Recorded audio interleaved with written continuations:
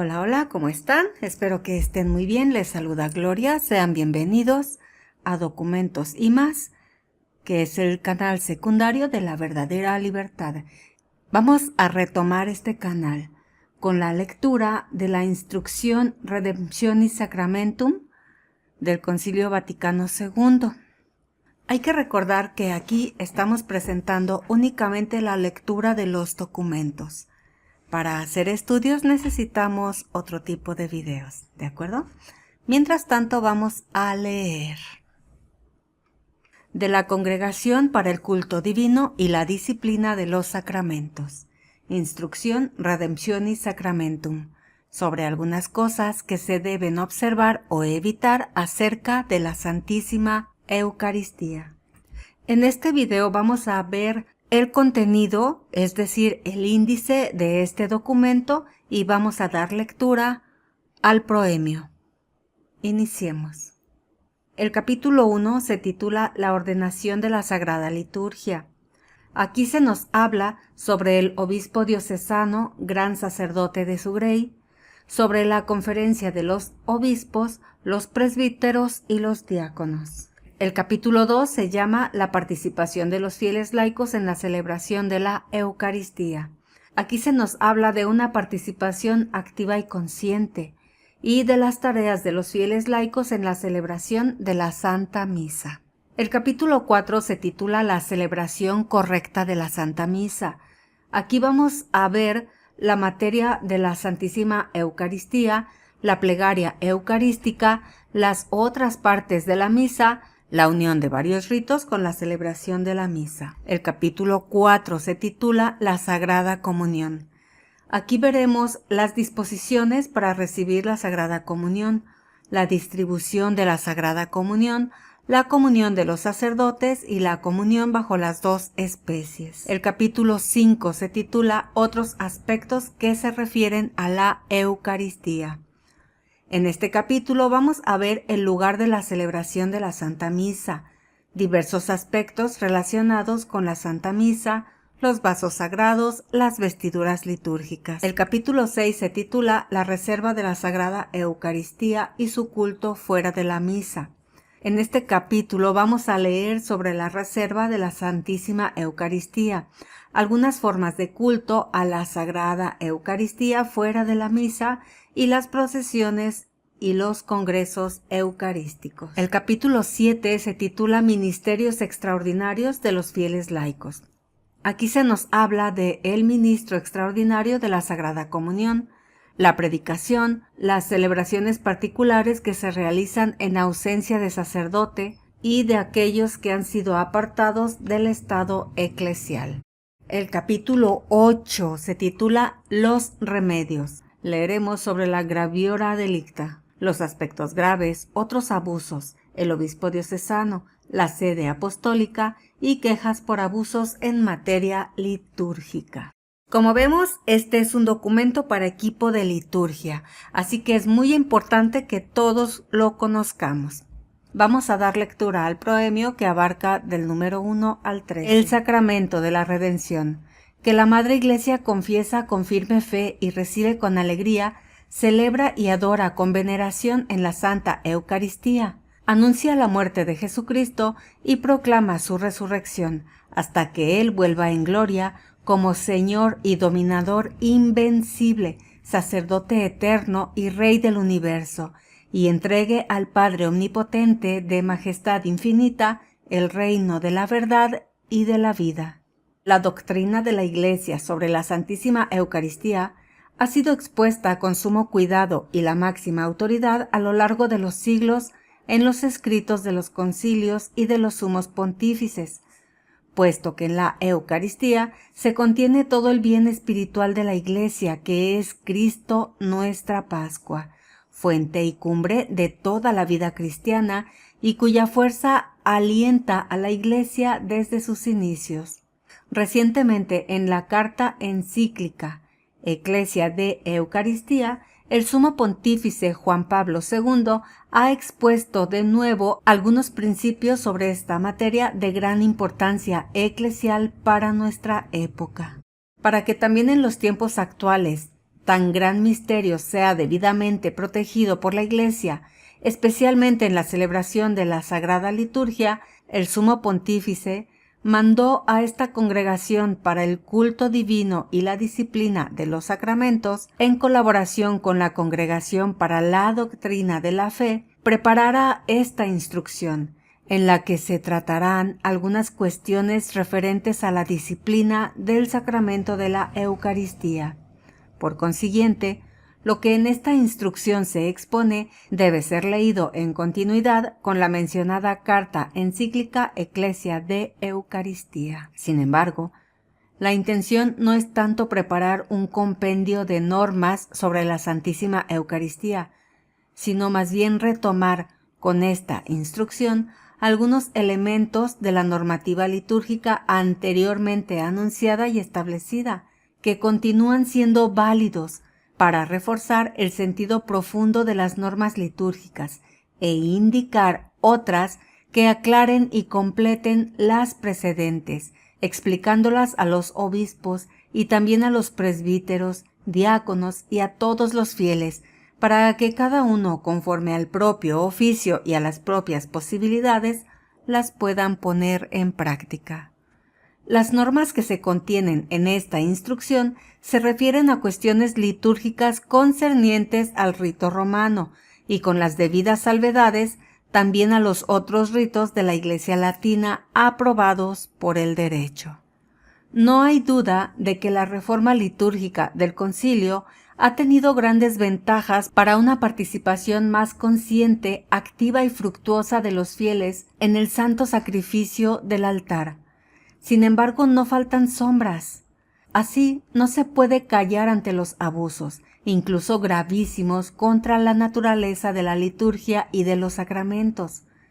También contra la tradición y autoridad de la Iglesia, que en nuestros tiempos no raramente dañan las celebraciones litúrgicas en diversos ámbitos eclesiales.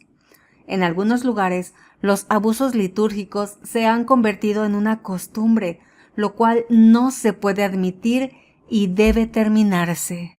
La observancia de las normas que han sido promulgadas por la autoridad de la Iglesia exige que concuerden la mente y la voz, las acciones externas y la intención del corazón. La mera observancia externa de las normas, como resulta evidente, es contraria a la esencia de la Sagrada Liturgia, con la que Cristo quiere congregar a su Iglesia y con ella formar un solo cuerpo y un solo espíritu. Por eso, la acción externa debe estar iluminada por la fe y la caridad que nos unen con Cristo y los unos a los otros, y suscitan en nosotros la caridad hacia los pobres y necesitados. Las palabras y los ritos litúrgicos son expresión fiel, madurada a lo largo de los siglos, de los sentimientos de Cristo, y nos enseñan a tener los mismos sentimientos que Él. Conformando nuestra mente con sus palabras, elevamos al Señor nuestro corazón. Cuanto se dice en esta instrucción intenta conducir a esta conformación de nuestros sentimientos con los sentimientos de Cristo, expresados en las palabras y ritos de la liturgia. Los abusos, sin embargo, contribuyen a oscurecer la recta fe y la doctrina católica sobre este admirable sacramento. De esta forma, también se impide que puedan los fieles revivir de algún modo la experiencia de los 2 discípulos de Emaús. Entonces se les abrieron los ojos y lo reconocieron. Conviene que todos los fieles tengan y realicen aquellos sentimientos que han recibido por la pasión salvadora del Hijo unigénito, que manifiesta la majestad de Dios, ya que están ante la fuerza, la divinidad y el esplendor de la bondad de Dios, especialmente presente en el sacramento de la Eucaristía.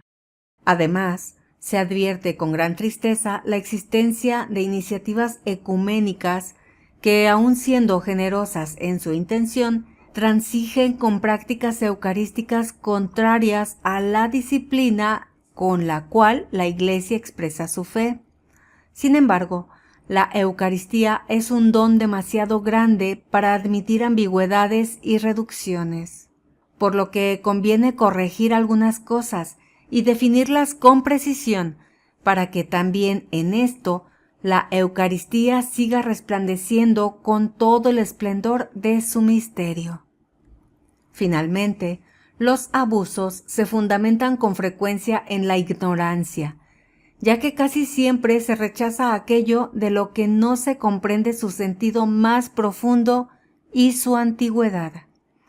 Por eso, con su raíz en la misma Sagrada Escritura, las preces, oraciones e himnos litúrgicos están penetrados por su espíritu y de ella reciben su significado las acciones y los signos. Por lo que se refiere a los signos visibles que usa la Sagrada Liturgia, han sido escogidos por Cristo o por la Iglesia para significar las realidades divinas invisibles. Justamente la estructura y la forma de las celebraciones sagradas, según cada uno de los ritos, sea de la tradición de Oriente, sea de la de Occidente, concuerdan con la Iglesia universal y con las costumbres universalmente aceptadas por la constante tradición apostólica, que la Iglesia entrega con solicitud y fidelidad a las generaciones futuras.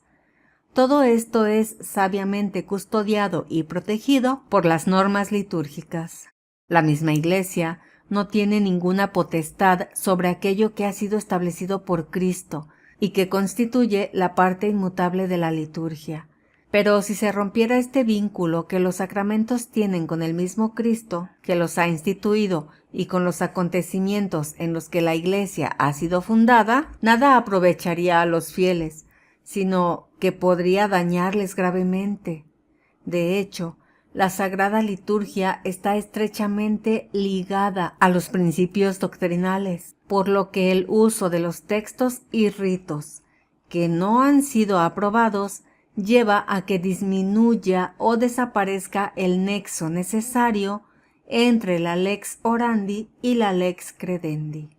El misterio de la Eucaristía es demasiado grande para que alguien pueda permitirse tratarlo a su arbitrio personal, lo que no respetaría ni su carácter sagrado ni su dimensión universal.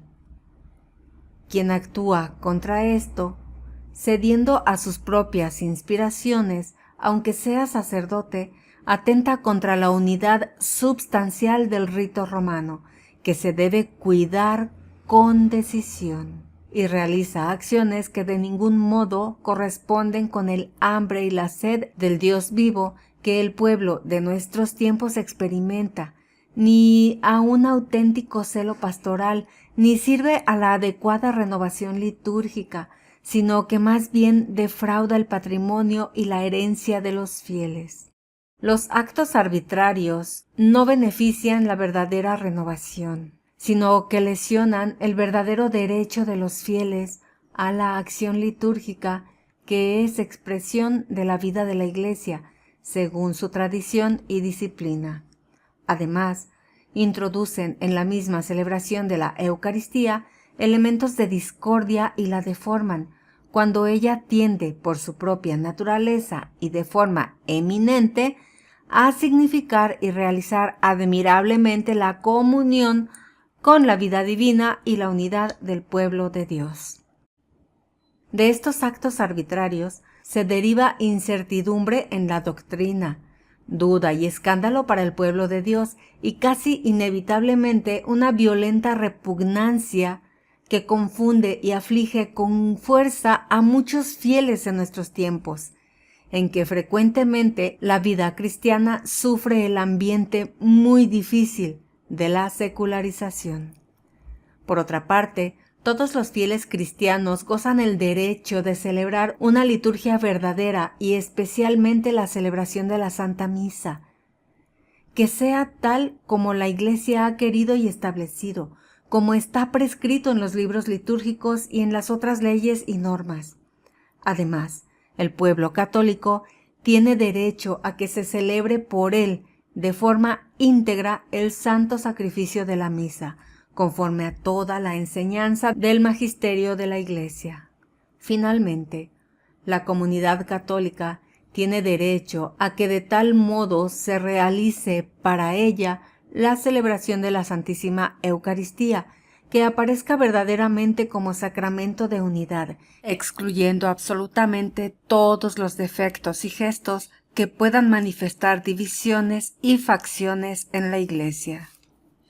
Todas las normas y recomendaciones expuestas en esta instrucción de diversas maneras están en conexión con el oficio de la Iglesia, a quien corresponde velar por la adecuada y digna celebración de este gran misterio. De los diversos grados con que cada una de las normas se unen con la norma suprema de todo el derecho eclesiástico, que es el cuidado para la salvación de las almas, trata el último capítulo de la presente instrucción. Continuamos la siguiente semana con la lectura del capítulo 1, la ordenación de la Sagrada Liturgia. Muchas gracias por llegar hasta aquí. Escribe en los comentarios la frase que haya quedado en tu mente de esta lectura del proemio. Hasta pronto.